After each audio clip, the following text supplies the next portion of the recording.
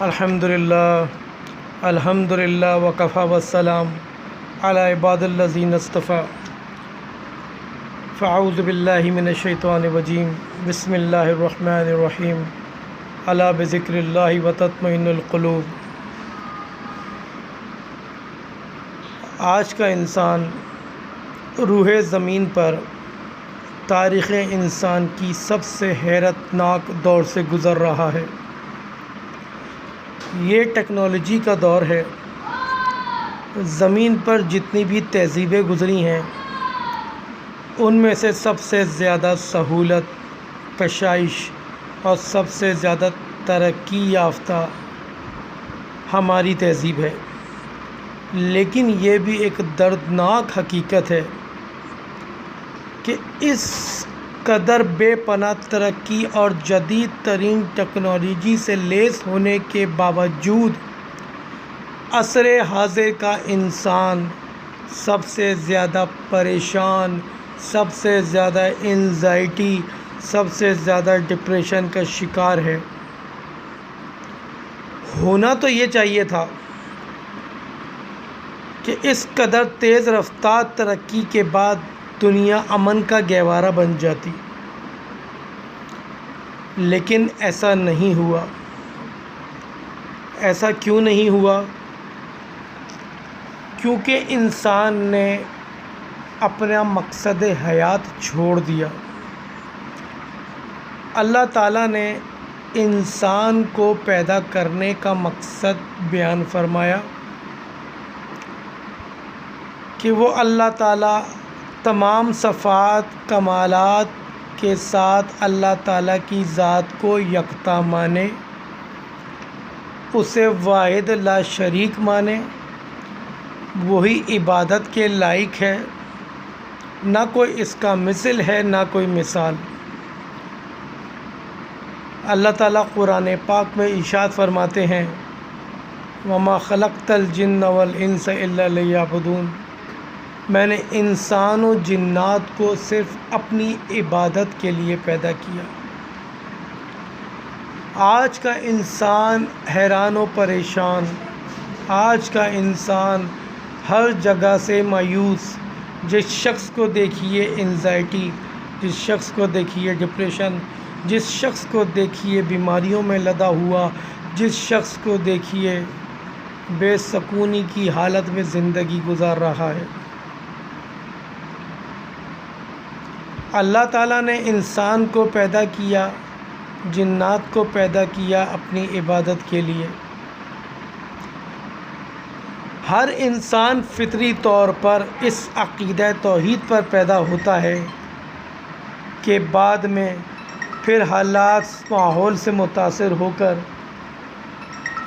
کفر و شرک اور بے دینی کے کاموں کو اختیار کر لیتا ہے۔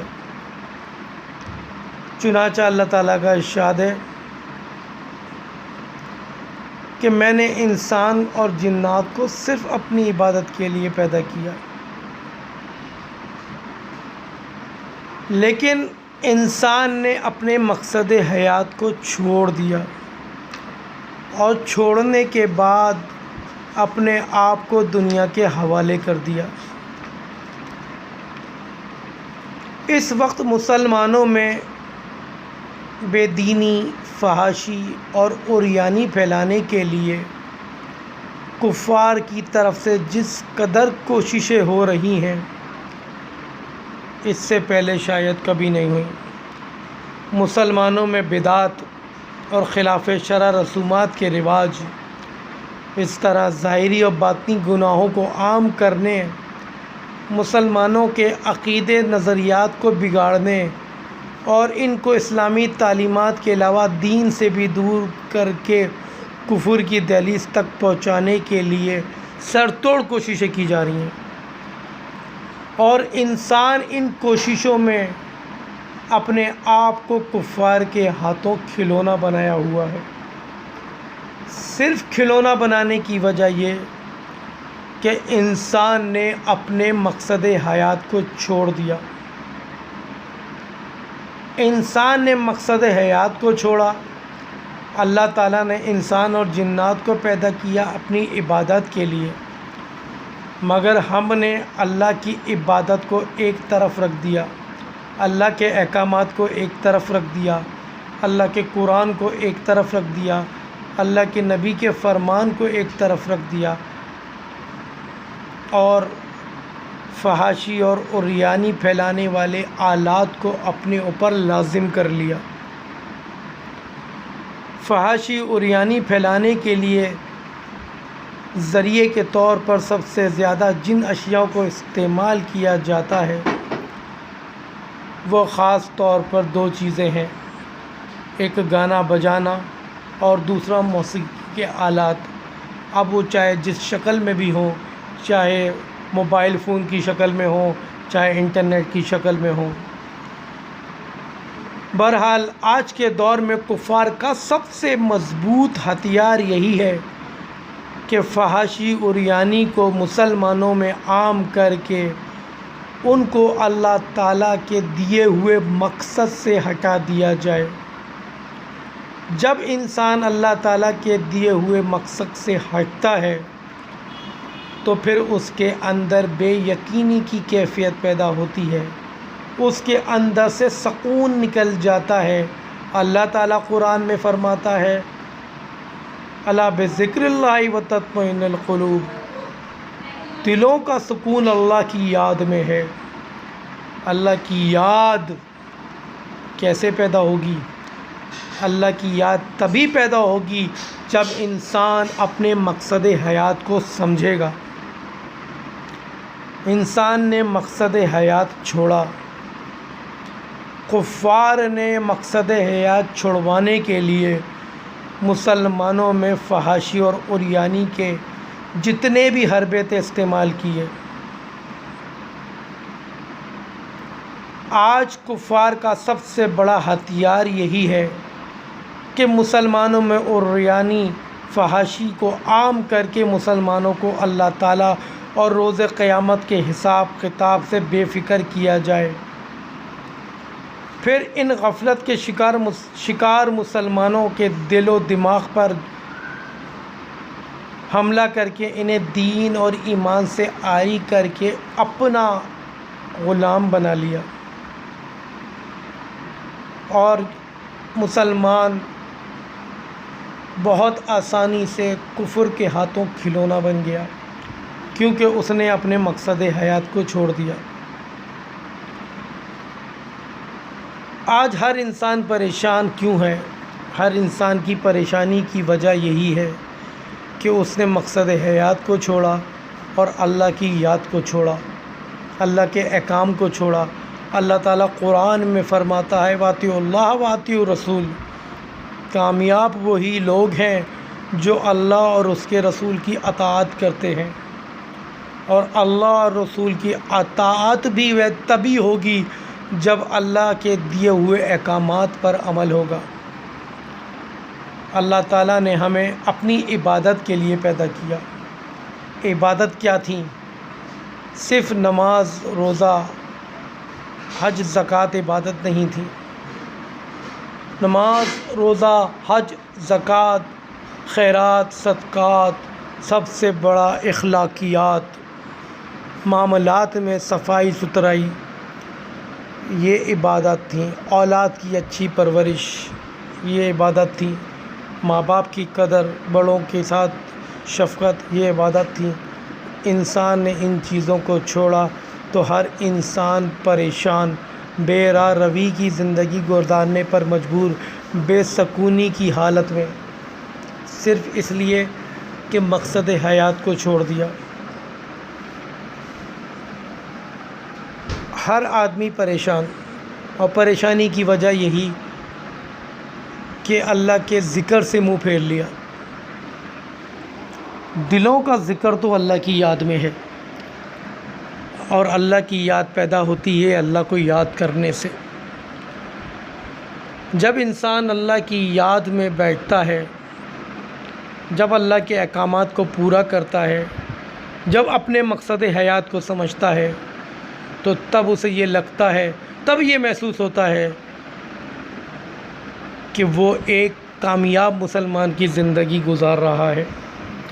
لیکن جب وہ اپنے مقصد حیات کو چھوڑتا ہے، اللہ کی یاد سے خود کو غافل کرتا ہے، تو اس کے لیے 5 منٹ کیا 2 منٹ بھی مصلی پر سکون سے بیٹھنا مشکل ہو جاتا ہے۔ نماز کی حالت، ذکر کی حالت، قرآن کی حالت اس سے گرا گزرتی ہے۔ اسے ایسا لگتا ہے جیسے وہ کسی قید خانے میں قید ہو گیا ہے، صرف اس لیے کہ میرے بھائیوں، ہم نے اللہ کی یاد سے غافل ہو کر اپنے مقصد حیات کو چھوڑ دیا۔ اللہ تعالیٰ قرآن میں ارشاد فرماتا ہے کہ کامیاب ہے وہ شخص جس نے اپنے مقصد حیات کو سمجھا اور اسی کے مطابق زندگی گزاری۔ وہ زندگی جو نبی پاک کریم صلی اللہ علیہ وآلہ وسلم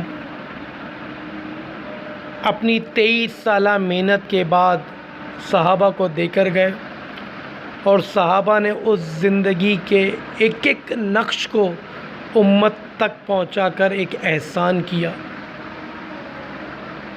انسان جتنا جتنا اللہ سے دور ہوتا گیا، اتنا ناکامیوں کی گڑھے میں گرتا گیا۔ حضرت مفتی محمد شفیع صاحب رحمۃ اللہ علیہ فرمایا کرتے تھے کہ اللہ تعالیٰ نے یہ جو فرمایا کہ اے ایمان والوں، اپنے آپ کو اور خود کو آنکھ سے بچاؤ، یہ اس طرح کہا جا رہا ہے جیسے آنکھ سامنے نظر آ رہی ہے، حالانکہ اس وقت کوئی آنکھ بھڑکتی ہوئی نظر نہیں آ رہی۔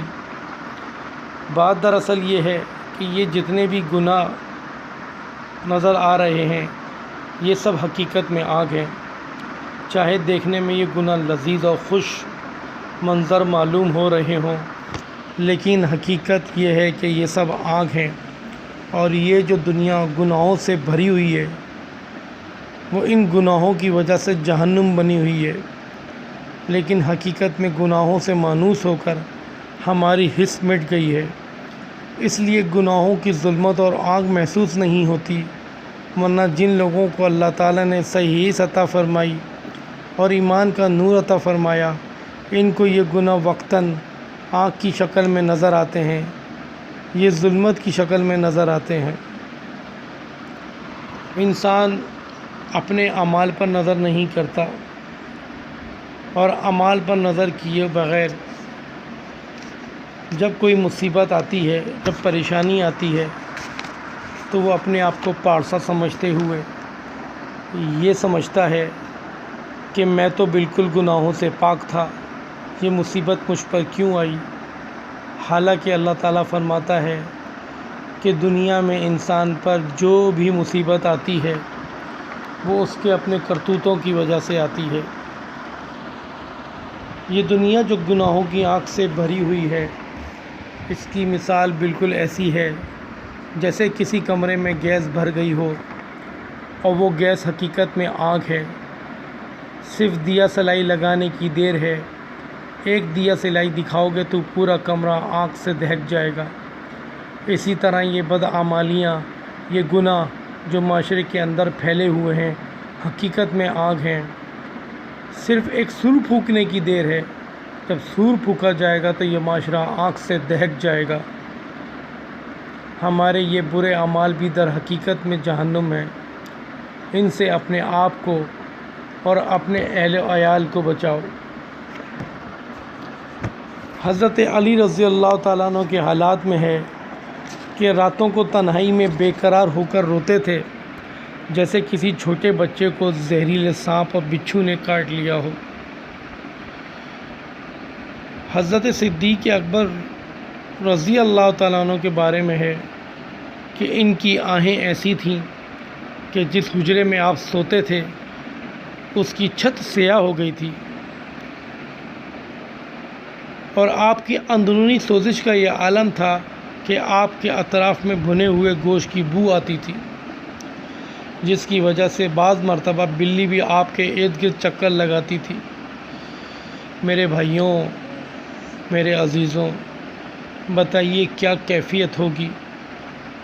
عشق نبوی صلی اللہ علیہ وآلہ وسلم کی جو ایک آگ لگی ہوئی تھی، مگر فرماتے کاش میں کوئی تنکا ہوتا، کاش میں مومن کے بدن کا بال ہوتا۔ حضرت عمر فرماتے کاش میں بکرا ہوتا کہ میں کسی مسلمان کے گھر بندھا ہوتا اور کوئی مسلمان آتا اور مجھے ذبح کر دیا جاتا۔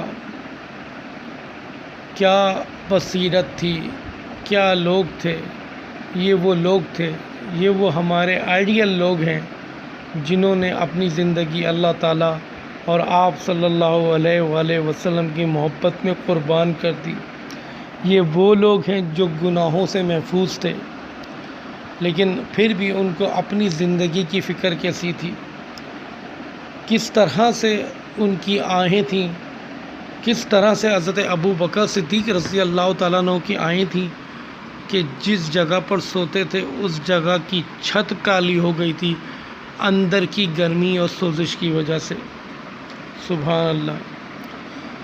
بھائی دیکھو، جن لوگوں کو جنت کی بشارت دی گئی ہے وہ تو راتوں کو بے قرار ہو کر روتے ہیں۔ اللہ تعالی ہمیں بھی یہ رونا نصیب فرما دے۔ بعض بزرگوں نے کہا ہے کہ یہ امت راتوں کو جب روتی تھی تو اللہ تعالیٰ ان کو دن میں ہنستے ہوئے رکھتے تھے، اور جب سے امت نے راتوں کو رونا چھوڑ دیا تو دنوں میں رونا پڑتا ہے۔ آج حالات ہی ایسے ہیں کہ سب طرف رونا ہی رونا ہے۔ ہندوستان جائیے، پاکستان جائیے، عربستان جائیے، ہر طرف ایک آگ لگی ہوئی ہے، کہیں آپس کے، کہیں غیروں کے، کہیں اقتصادی جھگڑے، کہیں معاشرتی جھگڑے۔ سارے عالم میں ایک شور مچا ہوا ہے، سارا عالم پریشان ہے۔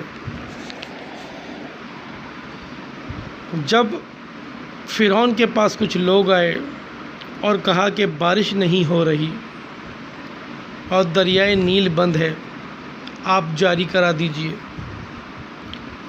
اس لیے کہ ہم آپ کو اپنا معبود مانتے ہیں۔ فرعون نے کہا اچھی بات ہے، کل دریا جاری ہو جائے گا۔ رات کے وقت اٹھا، تاج شاہی پہنا اور پہنچا نیل میں۔ دریا خوش تھا، تاج زمین پر رکھا، مٹی سر پر ڈالی اور ڈالتے ہی کہنے لگا اے رب العالمین، میں جانتا ہوں کہ آپ ہی مالک ہیں، آپ ہی سب کچھ ہیں۔ میں نے ایک دعویٰ کیا وہ بھی غلط، آج تک آپ نے اس دعوے کو نبھایا اور ظاہر کے اعتبار سے مجھے ویسا ہی رکھا، حالانکہ اللہ کا دشمن ہے، اللہ کا دشمن ہے، مگر بتایا یہ جا رہا ہے کہ اللہ ایسوں کی بھی سنتا ہے۔ کہنے لگا میں آپ سے دعا کرتا ہوں کہ آج میری بات رہ جائے۔ خوب گر گڑا کر دعا کی۔ وہ خدا تو خدا ہے، وہ ایسوں کی بھی سنتا ہے، وہ نافرمانوں کی بھی سنتا ہے۔ ایسے وقت میں اللہ تعالیٰ اس دشمن کی بات سن رہے ہیں اور دریا جاری ہو رہا ہے، تو اگر مومن گر گڑا کر یقین کے ساتھ ہاتھ اٹھا کر دعا کرے تو کیا اللہ تعالیٰ محروم فرمائیں گے؟ بہرحال فرعون نے رو رو کر گر گڑا کر عاجزی سے دعا مانگی۔ دعا کا مانگنا تھا کہ پانی آنا شروع ہو گیا، سرسراہٹ محسوس ہوئی، تاج لیا اور چلا آیا اور دریائے نیل جاری ہو گیا۔ جبرائیل امین زندگی میں ایک مرتبہ فرعون کے پاس انسانی شکل میں پہنچے اور کہا کہ ایک سوال کا جواب لینے آیا ہوں۔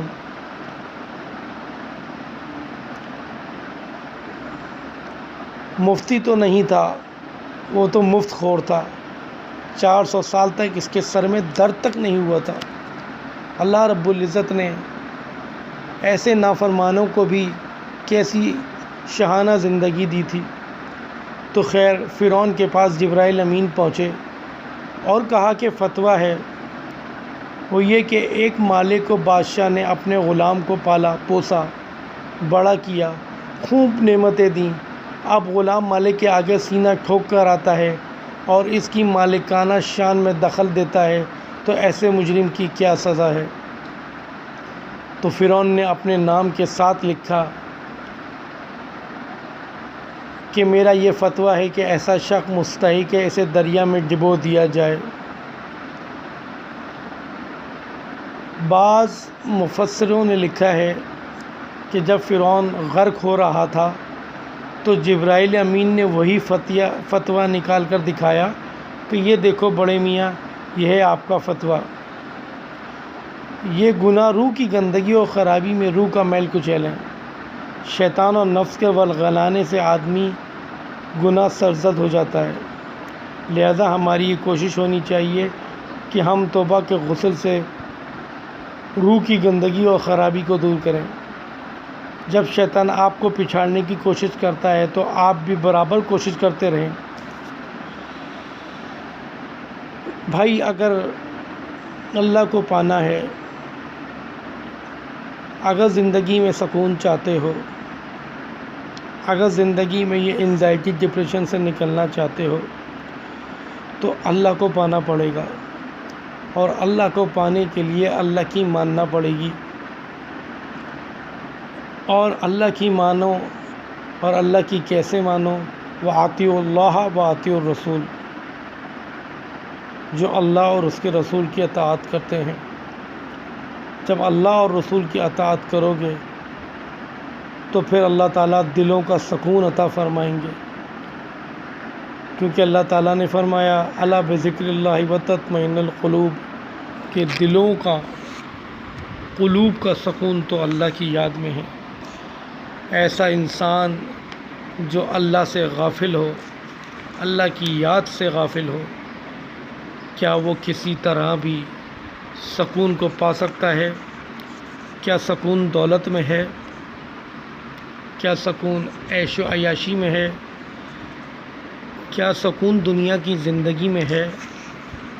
نہیں، یہ سکون تو اللہ کی یاد میں ہے۔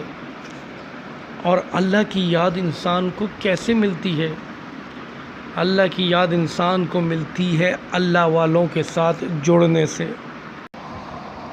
جب انسان اللہ والوں کی محفل اختیار کرتا ہے، اللہ والوں کی صحبت اختیار کرتا ہے، تو اللہ والوں کی صحبت سے اس کے دل کی راحت کھل جاتی ہے، دل عرش الرحمن بن جاتا ہے، عافیت اور سکون مل جاتا ہے، دل کا زنگ اتر جاتا ہے، کیونکہ اللہ والے انسان کو اللہ سے ملاتے ہیں۔ ذکر اللہ کے ذریعے اللہ سے ملاتے ہیں، دل کی راحت اللہ کے ذکر سے حاصل ہوتی ہے۔ ذکر اللہ ہی ایسی چیز ہے جس میں چین اور اطمینان منحصر ہے، اور اس کا طریقہ ہے اللہ تعالیٰ کے عذاب اور نعمتوں کا مراقبہ، اور کسی صاحب تحقیق کو اپنا رہبر بنا لو اور اس کے سائے میں رہ کر اپنی زندگی ختم کر دو، اور اس کے سوا کہیں چین آئے نہ آرام آئے۔ اللہ والوں کی صحبت اختیار کرو، اللہ والے تمہیں اللہ سے ملائیں گے۔ انسان نہ اپنے مادے سے افضل بنتا ہے، نہ اپنی صورت سے افضل بنتا ہے، اور نہ اپنے لباس سے افضل بنتا ہے۔ ہاں، اگر وہ افضل بنتا ہے تو اپنے دل سے بنتا ہے، اور دل افضل کب بنتا ہے؟ جب دل عرش الرحمن بن جائے اور اللہ تعالیٰ کی علمی تجلیات اس پر آنے لگیں، اللہ تعالیٰ کی معرفت اس کے اندر اتر جائے، تب کہا جائے گا کہ انسان حقیقی طور پر انسان بنا ہے۔ اللہ والوں کی محفل جب اختیار کرتے ہیں، اللہ والوں کی جب صحبت اختیار کرتے ہیں، تو اللہ والوں کی صحبت کے ذریعے سکون اور عافیت نصیب ہوتی ہے۔ عافیت بہت بڑی چیز ہے، اس کے مقابلے میں ساری دولتیں ہیچ ہے۔ عافیت دل و دماغ کے سکون کو کہتے ہیں بھائی، یہ سکون اللہ تعالیٰ کی طرف سے حاصل ہوتا ہے۔ اللہ تعالیٰ یہ دولت بلا کسی سبب و استحقاق کے عطا فرماتے ہیں۔ عافیت کوئی نہیں خرید سکتا۔ کیا عافیت روپیہ پیسہ خرید سکتا ہے؟ کیا سرمایہ عافیت خرید سکتا ہے؟ کیا کوئی منصب عافیت خرید سکتا ہے؟ نہیں بھائی نہیں، عافیت تو صرف اللہ کا خزانہ ہے، یہ صرف اللہ کے پاس ہے اور اسے صرف اللہ ہی عطا کرتا ہے۔ اور کن کو عطا کرتا ہے؟ ان کو عطا کرتا ہے جو اللہ تعالیٰ کی یاد میں لگے رہتے ہیں، اللہ تعالیٰ کی یاد میں لگے رہنے کے لیے جد و جہد کرتے ہیں، قلوب پر محنت کرتے ہیں۔ دنیا میں جتنے بھی انبیاء علیہ السلام آئے وہ دلوں کو پاک کرنے کے لیے آئے، انہوں نے سب سے زیادہ محنت قلوب کے تزکیے پر کی، سب سے زیادہ زور دلوں کی تطہیر پر دیا، اس لیے کہ دل پاک ہو جائے تو انسان پاک ہو جاتا ہے بھائی، دل بدل جائے تو انسان بدل جاتا ہے، اس کی زندگی بدل جاتی ہے، مقصد حیات بدل جاتا ہے، دیکھنے کا انداز بدلتا ہے، محبت و عداوت کے پیمانے بدلتے ہیں بھائی، محنت و تجارت کے ہدف بدل جاتے ہیں، گھر بدل جاتے ہیں، معاشرہ بدلتا ہے، زمانہ بدلتا ہے، تاریخ بدل جاتی ہے، اخلاق بدلتے ہیں، راتیں بدل جاتی ہیں، ساقی بدل جاتے ہیں، پیمانے بدل جاتے ہیں بھائی۔ لیکن اگر یہ دل بگڑ جائے تو سارا معاشرہ بگڑ جاتا ہے، انسان بگڑ جاتا ہے، انسان کو ہاتھ لانا پھر مشکل ہو جاتا ہے۔ حضرت عبداللہ بن عمر رضی اللہ تعالیٰ عنہ سے روایت ہے کہ آپ صلی اللہ علیہ وسلم نے فرمایا، بنی آدم کے قلوب اللہ تعالیٰ کی 2 انگلیوں میں اس طرح ہیں جیسے ایک قلب وہ اس کو جس طرح چاہے پھیرتا ہے، اور اس کے بعد آپ صلی اللہ علیہ وسلم نے دعا مانگی، اے خدا دلوں کو پھیرنے والے، ہمارے دلوں کو دین پر اپنی اطاعت کی طرف پھیر دے۔ جب انسان دل پر محنت کرنا چھوڑ دیتا ہے تو انسان کا دل سخت ہو جاتا ہے، اور جب دل سخت ہوتا ہے تو یہ پتھروں سے بھی زیادہ سخت ہو جاتا ہے۔ اللہ تعالیٰ قرآن پاک میں ارشاد فرماتے ہیں، ثم قست قلوبکم من بعد ذلک، پھر اس کے بعد تمہارے دل سخت ہو گئے، پھر یہ پتھروں کی مانند ہو گئے، بلکہ یہ پتھروں سے بھی زیادہ سخت ہو گئے۔ بے شک پتھروں سے نہریں جاری ہو جایا کرتی ہیں، اور جب پتھر پھٹتا ہے تو بسا اوقات اس میں سے پانی نکل آتا ہے، اور بعض پتھر تو ایسے ہوتے ہیں جو اللہ کے خوف سے کانپ اٹھتے ہیں۔ لیکن اے انسان، جب تیرا دل سخت ہوتا ہے تو اللہ تعالیٰ کے خوف سے کانپتا نہیں، پھر دل کی اس سختی پر شرماتے ہیں۔ اللہ کے پاس یہی سرمایہ ہے، اسے اپنا بنا لو۔ اللہ کے ہاں کامیاب ہے وہ شخص جو اپنا دل کو سنوار لے، اپنے دل کو بنا لے۔ بھائی جب دل سخت ہو جاتا ہے تو پھر خیر کی باتیں دل پر اثر نہیں کرتی، انسان نماز کو چھوڑتا ہے اس کے دل میں اثر نہیں ہوتا، انسان قرآن کو چھوڑتا ہے اس کے دل میں اثر نہیں ہوتا، انسان اپنے ہاتھوں سے اپنے پیاروں کو جا کے دفناتا ہے، ان پر مٹی ڈالتا ہے، ان کی فاتحہ پڑھتا ہے، مگر دلوں پر اثر نہیں ہوتا۔ کیوں دل پر اثر نہیں ہوتا؟ کیونکہ دل بنے ہوئے نہیں ہیں، دل میں اللہ کا خوف نہیں ہے، دل میں اللہ تعالیٰ کی یاد نہیں ہے۔ اللہ رب العزت ہمیں ہماری حفاظت فرمائے۔ آپ صلی اللہ علیہ وسلم نے ارشاد فرمایا، بنی آدم کے بدن میں ایک بوٹی ایسی ہے کہ جب وہ ٹھیک ہوتی ہے تو سارا بدن ٹھیک ہوتا ہے، اور جب وہ بگڑتی ہے تو سارا بدن بگڑ جاتا ہے۔ سن لو، غور سے سن لو بھائی، وہ بوٹی دل ہے، وہ بوٹی دل ہے، وہ بوٹی دل ہے۔ اپنے دل پر محنت کرو۔ ہمارے نبی پاک کریم صلی اللہ علیہ وسلم کا ارشاد ہے، انسان گناہ کرتا ہے تو اس کے دل پر ایک داغ لگا دیا جاتا ہے، پھر گناہ کرتا ہے تو پھر ایک داغ لگا دیا جاتا ہے، پھر گناہ کرتا ہے تو پھر ایک داغ لگا دیا جاتا ہے۔ اس طرح داغ لگتے رہتے ہیں، اور ایک وقت ایسا آتا ہے کہ دل بالکل سیاہ ہو جاتا ہے، حتیٰ کہ اللہ تعالیٰ اس پر مہر لگا دیتے ہیں، پھر کوئی خیر کی بات اس کو سمجھ میں نہیں آتی۔ خبردار رہو، اللہ کی یاد ہی وہ چیز ہے جس سے دلوں کو اطمینان نصیب ہوتا ہے۔ الا بذکر اللہ تطمئن القلوب، الا بذکر اللہ تطمئن القلوب، اللہ کی یاد ہی ہے جس سے دلوں کو اطمینان اور سکون ملتا ہے۔ بھائی اپنے دلوں پر محنت کرو، اپنے دلوں پر محنت کرو، جب یہ دل سدھر جائے گا، جب یہ دل بن جائے گا تو اس میں عافیت آ جائے گی، سکون آ جائے گا۔ جتنے بھی ڈپریشن ہیں، انزائٹی ہے، پریشانیاں ہیں، یہ سب ٹھیک ہو جائے گا۔ جب دل بن جائے گا تو انسان کو صبر کی عادت ہو جائے گی، انسان کو شکر کی عادت ہو جائے گی، انسان ہر حال میں اللہ کا شکر ادا کرے گا۔ لیکن جب دل نہیں بنے گا تو ہزار نعمتوں کے باوجود انسان کے دل میں ناشکری کے کلمات رہیں گے، انسان ذرا سی چوٹ لگنے پر صبر کا دامن چھوڑ دے گا۔ غفلت بھری زندگی گزارنے سے انسان کا دل اندھا ہو جاتا ہے، بالکل اندھا، ایسا اندھا کہ یہ نیکی اور بدی میں تمیز ہی نہیں کر سکتا۔ جیسے ایک آدمی کی بینائی نہ ہو، وہ آدمی دوست اور دشمن میں فرق نہیں کر سکتا، اندھیرے اور اجالے میں تمیز نہیں کر سکتا، پہچان نہیں کر سکتا کہ کون سی چیز نفع دینے والی ہے اور کون سی چیز نقصان دینے والی ہے۔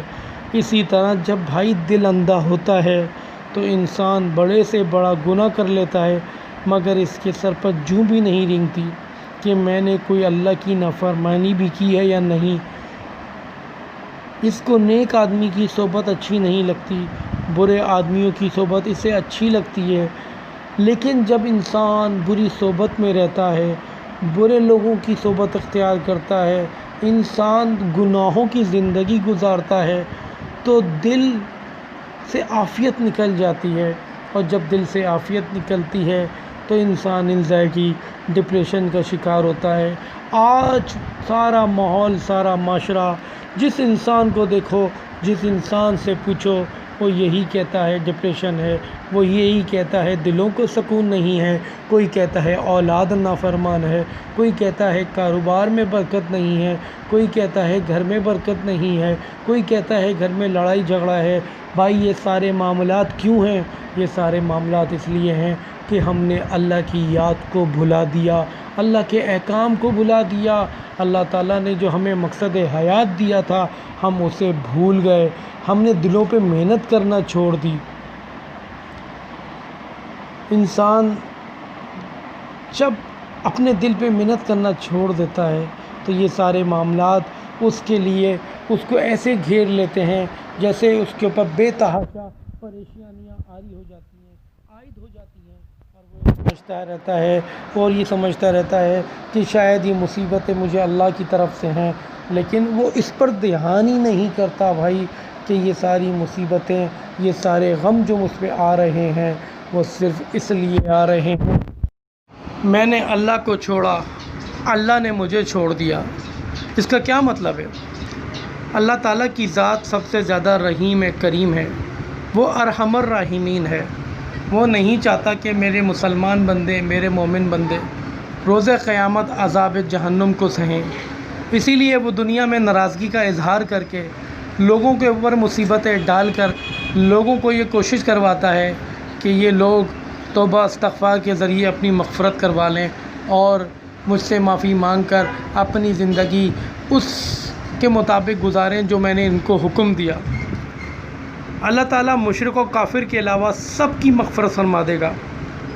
جس قدر بھی گناہ سرزد ہو جائیں، اس کی رحمت سے کبھی نا امید نہ ہوں اور برابر توبہ کا اہتمام کرتے رہیں۔ توبہ بار بار ٹوٹتی رہے، پھر بھی توبہ برابر میں لگے رہیں، کسی دن انشاءاللہ پکی توبہ بھی نصیب ہو جائے گی۔ صغیرہ گناہوں کی مغفرت اور کفارت و اعمال صالحہ سے بھی ہوتا رہتا ہے، لیکن کبیرہ گناہوں کی یقینی طور پر مغفرت ہو جانا توبہ کے ساتھ مشروط ہے۔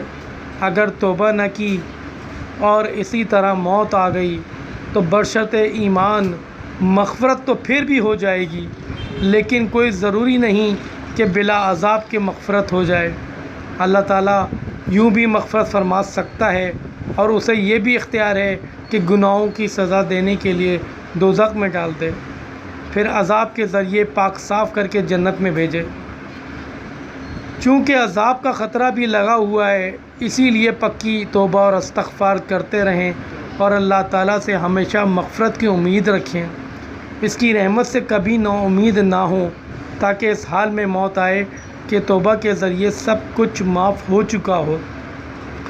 بعض لوگ اپنی نادانی سے کہہ دیتے ہیں کہ ہم عذاب بھگت لیں گے، انہیں معلوم نہیں ہے کہ دوزخ کیا چیز ہے۔ حدیث شریف میں وارد ہوا ہے کہ دوزخ کی آگ کی گرمی اتنی زیادہ ہے کہ اگر دنیا کی آگ کی گرمی کو 70 مرتبہ اکٹھا کر لیا جائے تب دوزخ کی آگ کے برابر ہوگی۔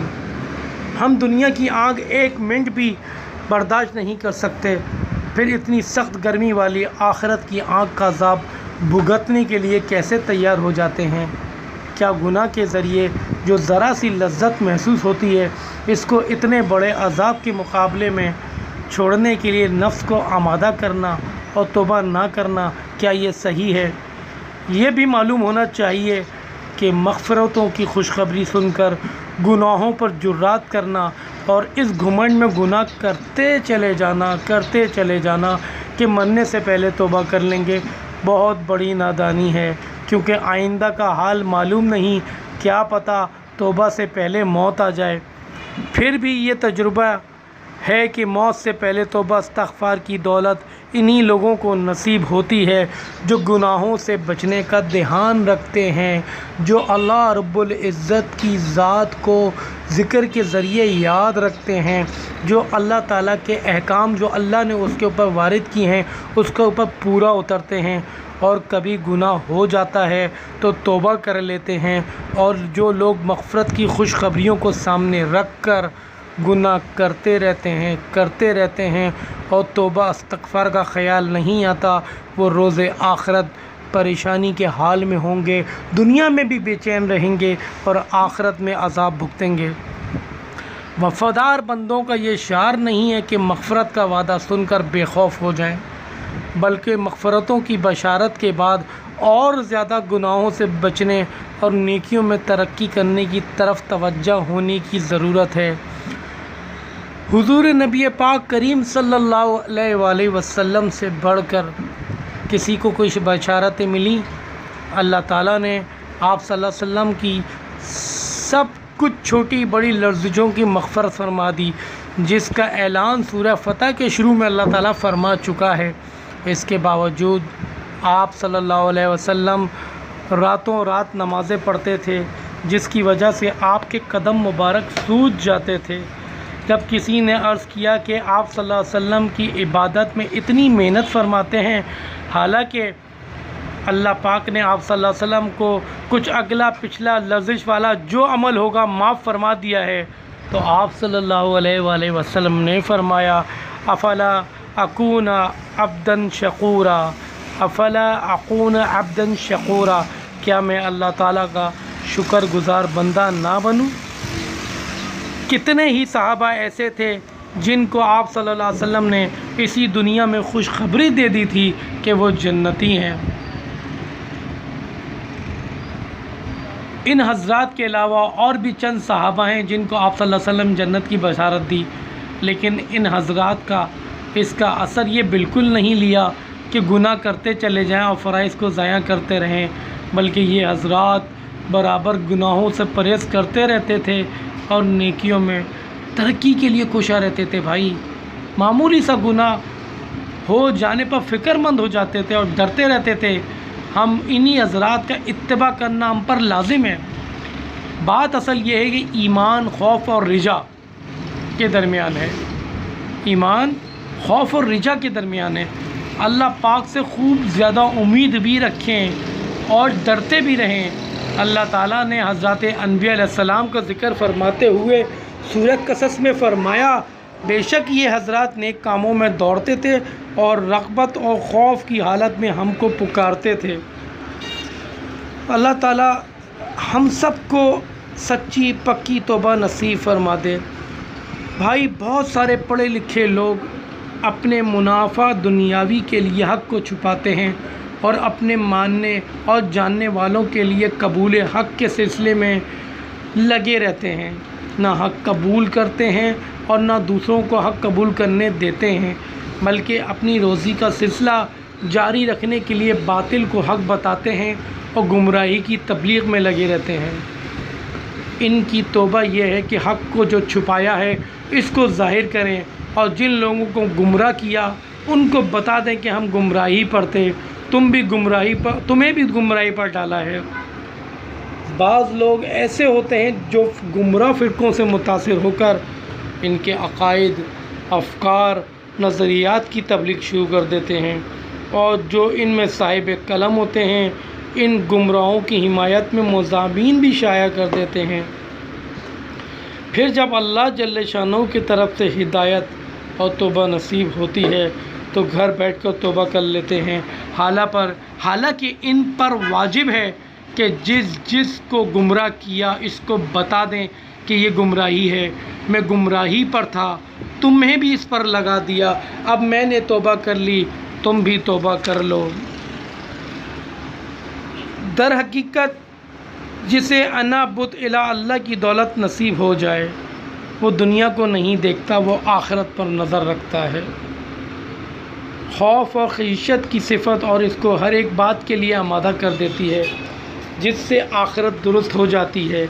وہ یہ نہیں دیکھتا کہ دنیا والے کیا کہیں گے، بلکہ یہ سوچتا ہے کہ اگر میں اپنی بات کو پیش کرتا رہا اور آخرت میں پکڑا گیا تو میرا کیا بنے گا۔ انسان گناہ کرتا ہے اور کرتا چلا جاتا ہے، اللہ سے ڈرتا نہیں ہے، لیکن جب اللہ کی پکڑ آتی ہے، جب اللہ کی طرف سے پکڑ آتی ہے تو انسان بے قرار ہو جاتا ہے، دل میں نا امیدی پیدا ہو جاتی ہے۔ ایک تو یہ کہ اللہ تعالیٰ فرماتا ہے بندے کے گمان کے ساتھ ہوں، اللہ تعالیٰ فرماتا ہے میں بندے کے گمان کے ساتھ ہوں، لہٰذا جب وہ یہ گمان کر لے اور امید رکھے کہ اللہ تعالیٰ مجھے ضرور معاف فرما دیں گے اور دنیاوی آفتوں اور مصیبتوں سے اور آخرت کے عذابوں سے محفوظ فرما دیں گے، تو اللہ تعالیٰ اس کی امید اور گمان کے مطابق ضرور معاملہ فرمائیں گے، بندے کی امید اور گمان کو ضائع نہ فرمائیں گے۔ در حقیقت یہ بہت بڑی بشارت ہے۔ امید باندھنے اور اچھا گمان رکھنے میں تو کچھ خرچ نہیں ہوتا۔ کبھی کسی کو دیکھا ہے کہ کسی نے اللہ سے امید باندھی ہے اور نا امید ہو گیا ہو؟ اللہ تعالیٰ بہت بڑے مہربان ہیں، امید اور گمان پر کتنی بڑی عنایت اور مہربانی کی خوشخبری دی ہے۔ کوئی تو ہو جو اللہ کی طرف بڑھے، البتہ یہ بات بھی ضروری ہے کہ محض امید سے کام نہ چلائے، نیکیاں کرتا رہے اور گناہوں سے بچتا رہے، کیونکہ جب گناہوں سے بچے گا، نیکیاں کرے گا، تبھی اسے اللہ کی معرفت نصیب ہوگی، اللہ کی محبت نصیب ہوگی۔ اللہ تعالیٰ ارشاد فرماتا ہے جو کوئی اللہ پاک کی طرف تھوڑا سا بھی بڑھتا ہے، اللہ تعالیٰ اس کی طرف اس سے کئی گنا زیادہ بڑھ جاتے ہیں، یعنی اپنی آغوش رحمت میں لے لیتے ہیں۔ سمجھانے کے لیے بالش اور ہاتھ اور 4 ہاتھ کی مثال ذکر فرمائی ہے، لیکن بالش اور ہاتھ یہ تو اللہ بہتر جانتا ہے یہ فاصلہ کتنا ہے۔ اللہ تعالیٰ نے ایک اور بشارت دی، اللہ تعالیٰ کی طرف سے کوئی معمولی رفتار سے چلے تو اللہ تعالیٰ اس کی طرف دوڑ کر پہنچ جاتے ہیں۔ یہ بھی بطور مثال ہے۔ اللہ کی مہربانی اور توجہ اور شان کریمی کو ان الفاظ میں بیان کرنا بہت مشکل ہے۔ بس اے دوستوں، اے میرے بھائیوں، اے عزیزوں، اللہ کی طرف بڑھو، اس کی رحمت سے کبھی نا امید نہ ہو، توبہ کرتے رہو، استغفار میں لگے رہو، برابر ذکر اللہ کرتے رہو، بزرگوں کی محفل میں بیٹھو، اللہ والوں کی محفل میں بیٹھو۔ حدیث میں آیا ہے، اللہ تعالیٰ ارشاد فرماتا ہے کہ کوئی بندہ توبہ کرنے سے اس شخص کی خوشی سے زیادہ کوئی خوشی نہیں ہوتی اللہ کو کہ بندہ اللہ تعالیٰ سے توبہ کر لے۔ حضرت ابو موسیٰ رضی اللہ تعالیٰ سے روایت ہے، فرماتے ہیں آپ صلی اللہ علیہ وسلم نے فرمایا بلا شبہ اللہ تعالیٰ رات کو ہاتھ پھیلاتا ہے تاکہ گزرے ہوئے دن میں جس نے گناہ کیے ہیں ان کی توبہ قبول فرمائے، اور جو اپنا ہاتھ پھیلاتا ہے تاکہ گزری ہوئی رات میں جنہوں نے گناہ کیے ہیں ان کی توبہ قبول فرمائے۔ تو انسان کو چاہیے کہ ہر وقت توبہ کرتا رہے، اللہ سے استغفار کرتا رہے، اللہ تعالیٰ کی یاد کو دل میں شامل کرتا رہے، اللہ تعالیٰ کو یاد کرتا رہے، جب اللہ تعالیٰ کو یاد کرے گا تو کیا نعمت ملے گی؟ اللہ تعالیٰ خود فرما رہا ہے الا بذکر اللہ تطمئن القلوب. کیا نعمت ملے گی؟ کہ اللہ تعالیٰ اس دل کو سکون عطا فرما دیں گے، اس دل میں معرفت عطا فرما دیں گے، اس دل میں اپنی محبت عطا فرما دیں گے. اور جس دل کو اللہ کی محبت اور معرفت عطا ہو جاتی ہے اس کی روحانی آنکھیں کھل جاتی ہیں. پھر اسے صحیح اور غلط میں فرق محسوس ہونا شروع ہو جاتا ہے، حلال اور حرام کی تمیز آ جاتی ہے. جب یہ ساری چیزیں آ جاتی ہیں تو اللہ تعالیٰ انسان کو سکون قلب عطا فرما دیتے ہیں. اگر ہم غور سے دیکھیں تو یہ بات یقینی ہے کہ انسانیت کو کئی فتنوں اور آزمائشوں سے گزرنا پڑتا ہے. مختلف اوقات میں انسان کو مختلف فتنوں کا سامنا کرنا پڑتا ہے. آج جس دور میں ہم گزر رہے ہیں اس وقت انسان عام طور پر بہت ساری غلطیاں کر رہا ہے، بہت سارے گناہوں میں مبتلا ہے. انسان نے آخرت کو چھوڑ کر اس دنیا کو اپنی محنت کا میدان بنا لیا. اس کی توجہ آخرت سے ہٹ کر دنیا کی طرف زیادہ ہو رہی ہے، جبکہ دنیا ایک عارضی جگہ ہے جہاں کی خوشی اور غم دونوں عارضی ہیں. ہم دنیا میں آخرت کی تیاری کے لیے بھیجے گئے ہیں بھائی، اس لیے ہمیں چاہیے کہ ہم آخرت کی تیاری کرتے رہیں. دنیا کی زندگی تو جیسے تیسے گزر ہی جاتی ہے، خوشی میں گزری تو گزری، غم میں گزری تو گزری، چکنی چوبڑی باتوں میں گزری تو گزری، اور روکھی سوکھی کھا کے گزری تو گزری، مرغن غذائیں کھا کے گزری تو گزری. یہ بات تو سمجھ میں آتی ہے کہ جو انسان غریب ہے، جس کے گھر میں کھانے کو روٹی اور فاقہ ہے، وہ اضطراب کے عالم میں ہے، تو وہ دن رات دنیا کی فکر میں لگا ہوا ہے. مگر ایک امیر آدمی کیوں اس کے پیچھے لگا ہوا ہے؟ وہ جو 24 گھنٹے دنیا کی زندگی میں لگا رہتا ہے، حالانکہ وہ کروڑوں اور اربوں روپے میں کھیلنے والا ہوتا ہے،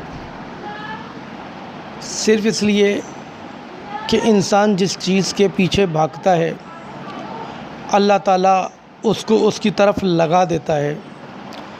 ہم جتنی بھی دنیا حاصل کرتے جائیں ہمارے دلوں میں کبھی اطمینان نہیں ملے گا. حدیث پاک میں آتا ہے کسی کو ایک وادی سونے کی دے دی جائے تو وہ دوسرے کی تمنا کرے گا کہ ایک اور مل جائے، اس کے بعد اور تمنا کرے گا، حتیٰ کہ پوری دنیا سونے کی بنی ہوئی دے دیں تو وہ تمنا کرے گا اس کے بنانے والا بھی مجھے مل جائے. حالانکہ سونا اور چاندی میں یہ کیفیت نہیں ہے کہ انسان کا پیٹ کو بھر سکیں. یاد رکھو بھائی، انسان کا پیٹ دنیا میں کبھی نہیں بھر سکتا، اسے تو صرف قبر کی مٹی بھرتی ہے، اسے تو صرف قبر کی مٹی بھرتی ہے. انسان نے اپنے من کو چھوڑ کر اپنے تن کو محنت کا میدان بنایا ہے.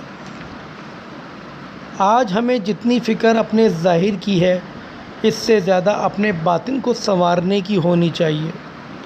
ہمارے چہرے پر ذرا سی کوئی چیز لگ جاتی ہے تو ہمیں کتنی ناگوار گزرتی ہے، لیکن جب دل پر میل چڑھ جاتا ہے تو ہمیں ناگوار نہیں گزرتا اور ہم اسی حالت میں اللہ تعالیٰ کے حضور پہنچ جاتے ہیں.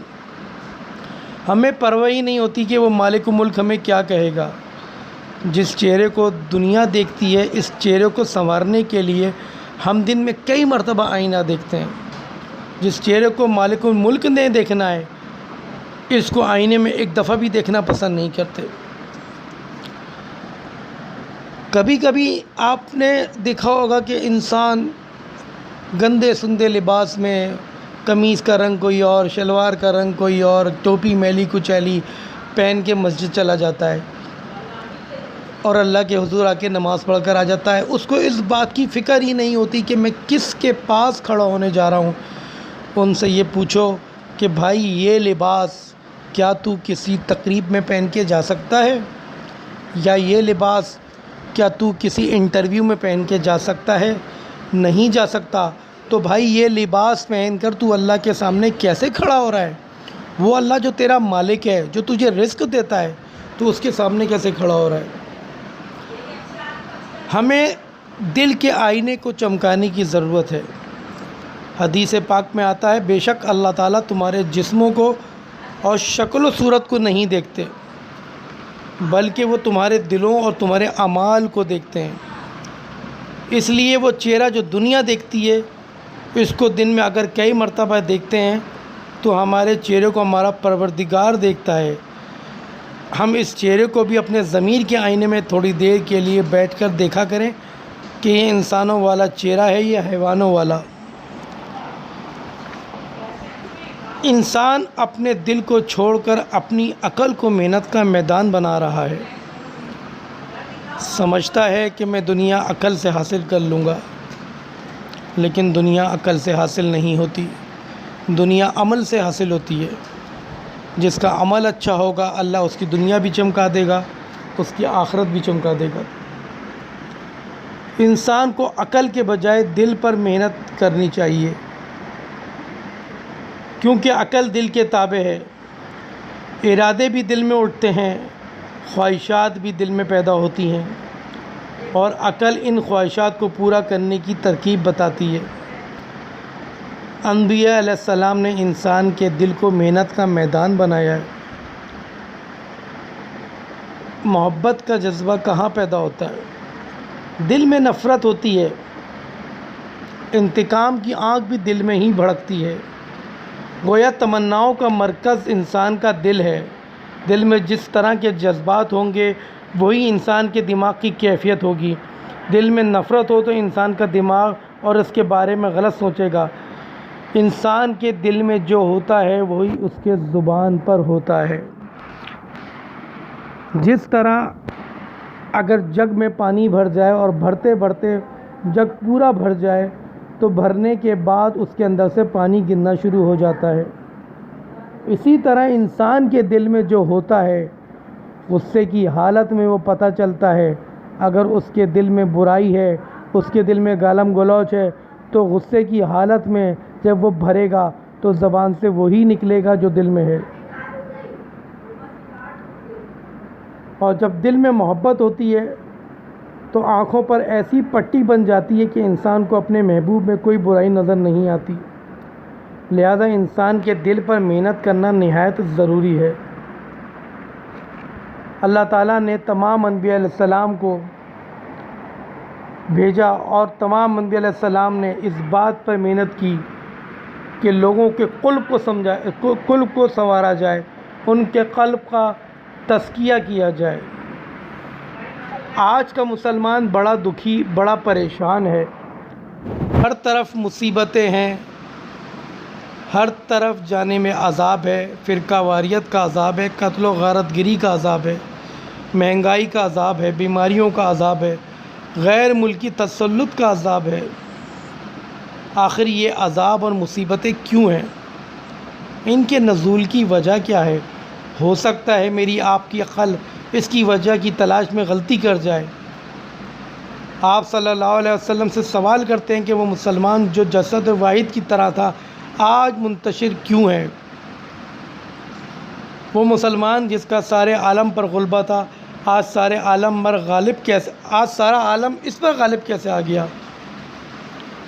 میں جب کائنات کے آقا صلی اللہ علیہ وسلم سے سوال کرتا ہوں تو آپ صلی اللہ علیہ وسلم کی زبان مبارک سے نکلے ہوئے یہ مبارک الفاظ میرے پردہ سماعت سے ٹکراتے ہیں۔ آپ نے فرمایا، جب بیت المال کا مال ذاتی بن جائے، امانت کو غنیمت سمجھا جائے، زکوٰۃ تاوان ہو کر رہ جائے، علم کو دین کے بجائے دنیاوی اعراض کے لیے سیکھا جائے، بیوی کی اطاعت اور ماں کی نافرمانی کی جائے، یاروں سے قرب اور باپ سے دوری ہوگی، فاسق لوگ سردار بن جائیں گے، برائی کے ڈر سے آدمی کی عزت کی جائے گی، گانے اور باجے کا استعمال کھلم کھلا ہوگا، شراب پی جائے گی، ریشمی لباس کا استعمال ہونے لگے گا، امت کے پہلے لوگوں کو برا بھلا کہا جائے گا، تو لوگ اس وقت سرخ آندھی اور زلزلے جیسی آفات کا انتظار کریں۔ آقائے کائنات نے عذابوں اور پریشانیوں کی جو وجوہات بیان فرمائی تھیں، آج بتائیے کیا ان میں سے کون سی ہے جو ہماری سوسائٹی میں نہیں پائی جاتی؟ حکمرانوں کو دیکھیں، انہوں نے قومی خزانے کو ذاتی جاگیر بنا رکھا ہے۔ وہ جیسے چاہتے ہیں اس میں تصرف کر لیتے ہیں، جسے چاہتے ہیں نواز دیتے ہیں اور جسے چاہتے ہیں محروم کر دیتے ہیں۔ اپنے چمچوں کو لاکھوں کا پلاٹ کوڑیوں کے بھاؤ دیتے ہیں اور جس کو چاہے جہاں چاہے بٹھا دیتے ہیں۔ اولاد کو دیکھیں تو والدین کے لیے درد سر بنی ہوئی ہے۔ کتنے ہی والدین ہیں جو اپنی اولاد کی کرتوتوں کی وجہ سے بڑے دکھ سے کہہ دیتے ہیں، اے کاش بیٹا تو پیدا ہی نہ ہوا ہوتا۔ بدمعاشوں اور غنڈوں کی عزت ان کے شر سے بچنے کے لیے کی جاتی ہے۔ ہر گھر سے گانے بجانے کی آوازیں آ رہی ہیں، فحش فلمیں ہر جگہ چل رہی ہیں، فحاشی عام ہے، حیا کا جنازہ اٹھ گیا ہے، شراب نوشی اور ہر قسم کا نشہ عام ہے۔ کئی آوارہ اور مزاج قلمکار اور بد زبان خطیب صحابہ اور دیگر صحابہ پر کیچڑ اچھالتے ہیں۔ جب یہ ساری وجوہاتیں پائی جا چکی ہیں تو عذاب بھی نازل ہوگا، مصیبتیں بھی آئیں گی، پریشانیوں کا بھی سامنا ہوگا، دل بے چین بھی ہوگا، دل سے سکون بھی جائے گا، ڈپریشن بھی ہوگا اور انزائٹی بھی ہوگی اور بیماریاں بھی پیدا ہوں گی۔ بس میرے بھائیوں، آخر میں آپ لوگوں سے ہاتھ جوڑ کر التجا کرتا ہوں اور آپ لوگوں سے ہاتھ جوڑ کر کہتا ہوں کہ بھائیوں، اللہ کو منا لو، اللہ کو منا لو، اللہ کے واسطے اللہ کو بنا لو، آپ کی زندگیاں سنور جائیں گی میرے بھائیوں، اللہ کو منا لو۔ اگر اللہ کو نہیں منایا میرے بھائیوں تو دنیا کی زندگی تھوڑی ہے، گزر جائے گی، آخرت کی زندگی بہت لمبی ہے میرے بھائیوں۔ اللہ کو منا لو، اپنے دل کو صاف اور پاک کر لو اور اللہ سے معافی مانگ لو، اللہ تعالیٰ سے دعا کرو، اللہ تعالیٰ معاف کرنے والا ہے، اللہ تعالیٰ اپنے بندے کے انتظار میں رہتا ہے کہ میرا بندہ میری طرف والا ہے۔ اللہ کو منا لو میرے بھائیوں اور اللہ سے دعا کرو کہ یا اللہ آپ نے مجھے عافیت بخشی ہے، آپ کے فضل و کرم سے بہت سی نعمتیں آپ کی کھائیں اور بڑھتیں، یا اللہ آپ نے کبھی مجھے بھوکا نہیں رکھا، برابر روزی پہنچائی، آپ کی ان نعمتوں کے کھانے سے میرے میں قوت آئی، لیکن میں نے اس قوت کو آپ کی فرما برداری کے بجائے آپ کی نافرمانی میں استعمال کیا۔ کتنے ہی عیب کیے مگر میرے اللہ آپ نے میرا پردہ رکھا۔ میرے اللہ اگر میرا یہ پردہ لوگوں پر چاک ہو جاتا تو یا اللہ میری عزت کا کیا ہوتا۔ یا اللہ میں آپ سے ہر اس گناہ کی معافی چاہتا ہوں جو آپ کے غضب کا باعث ہو، اور ہر اس گناہ سے جس کو کرنے سے آپ نے منع کیا اور میں کر گزرا، اس گناہ سے بھی معافی چاہتا ہوں جس کی نحوست سے میں نے آپ کی عبادت اور اطاعت سے محروم ہوا۔ یا اللہ میں ہر اس گناہ کی معافی چاہتا ہوں کہ میں نے آپ کی مخلوق میں سے کسی کو گناہ پر لگا دیا ہو یا گناہ میں پھنسا دیا ہو۔ یا اللہ میں ہر اس گناہ سے پناہ چاہتا ہوں جو گمراہی و کفر کی طرف لے جائے، راہ سے بے راہ کر دے، لوگوں میں بے وقار کر دے، دنیا اور آخرت میں رسوائی ہو جائے۔ یا اللہ میں ہر اس ایسے گناہ سے معافی چاہتا ہوں۔